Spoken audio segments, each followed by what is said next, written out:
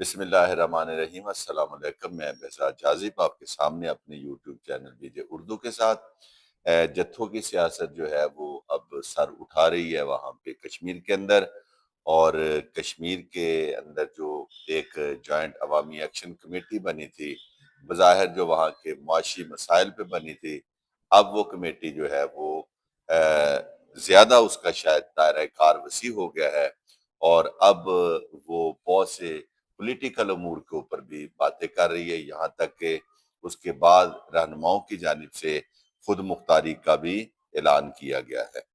اور اب تھوڑا سا اس سے پہلے کہ میں بات کو آگے بڑھاؤں اور آپ کو یہ بتاؤں کہ کشمیر میں اس وقت کیا صورتحال چل رہی ہے، میں یہ بتانا لازمی سمجھوں گا کہ آپ کو یہ آپ کے علم میں بات لائی جائے کہ کشمیر دراصل کتنے حصوں میں تقسیم ہوا ہے۔ تقریباً کوئی 50% کشمیر وہ ہے جسے ہم مقبوضہ کشمیر کہتے ہیں، سری نگر والا جو کہ انڈیا کے زیر تسلط ہے۔ اس کے بعد تقریباً کوئی 40% کشمیر وہ ہے جو آزاد کشمیر کہلاتا ہے، ہمارے پاس ہے۔ اور 10% کشمیر، یہ بہت سے لوگوں کے لیے شاید نئی بات ہو، تو وہ لداخ کی سائڈ سے جو ہے تو وہ چائنا کے قبضے میں ہے۔ تو پہلے تو میں سمجھتا ہوں کہ کشمیریوں کو وہ کشمیری نام نہاد لیڈر کے جو ایک خود مختار کشمیر کا نعرہ بلند کر رہے ہیں، انہیں چاہیے کہ پہلے وہ انڈیا سے اور چائنا سے وہ والے کشمیر کے حصے واپس لے لیں گے جو کشمیر ان کے قبضے کے اندر ہے۔ پہلے سارا کشمیر ایک جگہ پہ جمع ہو جائے، پھر اس کے بعد وہاں پہ ایک علیحدہ گورنمنٹ کا آپ مسئلہ اٹھا سکتے ہیں، اور ایک خود مختار کشمیر جس کا اپنا جھنڈا ہو اور اپنی کرنسی ہو وہ آپ کر سکتے ہیں۔ لیکن مجھے یہ تو بتائیں کہ اگر آپ اتنا سا کشمیر کے جو آزاد کشمیر کہلاتا ہے، جو کل کشمیر کا 40% بھی بمشکل بنتا ہے، اور اس میں سے بھی تقریباً 8-10 لاکھ کشمیری بیرون ملک کے اندر مقیم ہے، یہاں تک کہ ان کشمیریوں کے لیے باقاعدہ ایک سیٹ مختص ہے بیرون ملک کشمیریوں کی، اور بہت سے کشمیری تقریباً اتنی تعداد کے اندر وہ ہوں گے آزاد کشمیر اور مقبوضہ کشمیر کے جو پاکستان کے اندر اس وقت رہائش پذیر ہیں۔ پیچھے کیا کشمیر آپ کے پاس بچا؟ کتنی آبادی بچی؟ آپ کیا اس کا دفاع کریں گے؟ کیا آپ کا انفراسٹرکچر ہوگا؟ کس بنیاد پہ آپ یہ نعرے لگا رہے ہیں؟ تو ٹھیک ہے، ہم اس بات کو مانتے ہیں کہ ہر قوم کو اس کا جائز حق ملنا چاہیے، اور یہ کشمیریوں کا جائز حق ہے کہ انہیں باقاعدہ یہ آزادی دی جائے کہ وہ خود مختار کشمیر بنا لیں، وہ انڈیا کے ساتھ چلے جائیں یا وہ پاکستان کے ساتھ آ جائیں۔ لیکن قبل از وقت اتنی بڑی بڑی ہانکنا یہ عام کشمیری کو بے وقوف بنانے کے مترادف ہے۔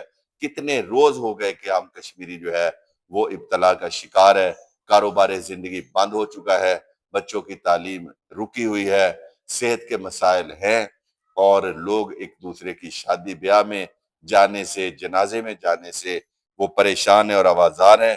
اور آپ جناب ایک 12 سیٹوں کا ایک مسئلہ اٹھا کے پہلے آپ نے موومنٹ شروع کی تھی معاشی مسائل کے اوپر، پھر اس میں آپ کی سیاست شامل ہو گئی اور بات 12 سیٹوں تک آ گئی، اور اب یہ 12 سیٹیں اتنی زیادہ اہم ہو گئی ہیں کہ آپ پورے کا پورا جو ہے کشمیر اس کو آپ نے داؤ پہ لگا دیا ہے۔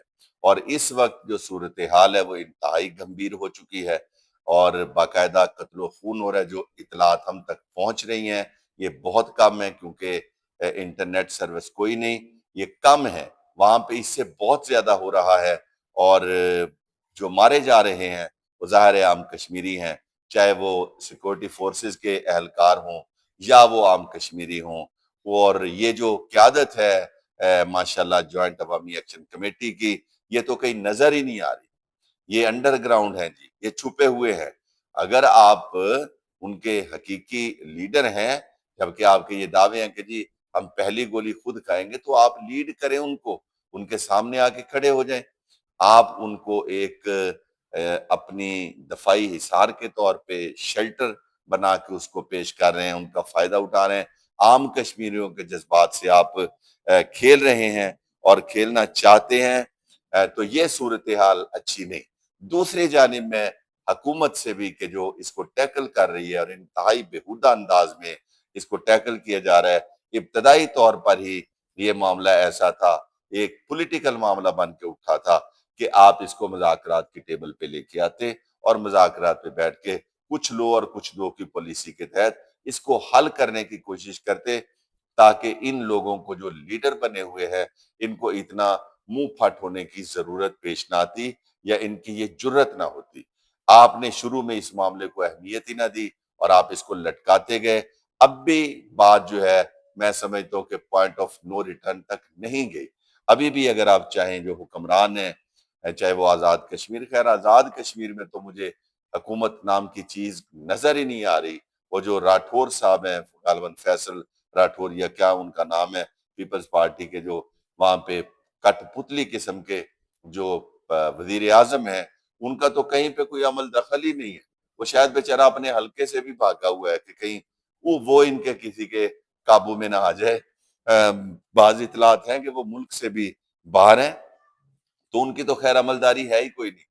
تو حکومت پاکستان، وفاقی حکومت اور پھر ہمارے جو دفاعی ادارے ہیں، وہ جو کچھ بھی کر رہے ہیں، میں سمجھتا ہوں کہ انہیں کشمیریوں کو اور کشمیری جوائنٹ ایکشن کمیٹی جو ہے اس کی قیادت کو آن بورڈ لینا چاہیے۔ مذاکرات اگر آپ ایران اور امریکہ کی صلح کروا سکتے ہیں تو کشمیری تو ہمارے بھائی ہیں، ان کے ساتھ بیٹھ کے بات کرنا کوئی مسئلہ نہیں ہے۔ اس کے لیے پہلا قدم جو آپ کو اٹھانا ہوگا میرے خیال میں وہ یہ ہے کہ جولائی کے آخر میں جو انتخابات تجویز کیے گئے ہیں کہ انتخابات ہوں گے کشمیر کے اندر، تو آپ فی الوقت ان انتخابات کو مؤخر کریں، اور انتخابات کو مؤخر کر کے پہلے کسی ایک مشترکہ حکمت عملی پہ آ جائیں، ایک فارمولہ سیٹ کر لیں، اس میں 12 کی 6 سیٹیں کر لیں، 4 کر لیں، یا آپ باہمی مشاورت سے ان کو ختم کر لیں یا برقرار رکھ لیں، جو بھی ہوتا ہے، لیکن عوام کا جو ہے نقصان نہ کریں، عوام کے روزگار کا نقصان نہ کریں، اور بچوں کی تعلیم کا نقصان نہ کریں۔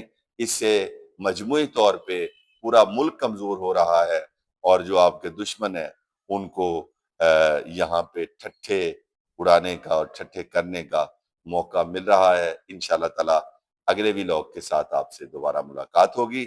اجازت دیجیے، اللہ حافظ۔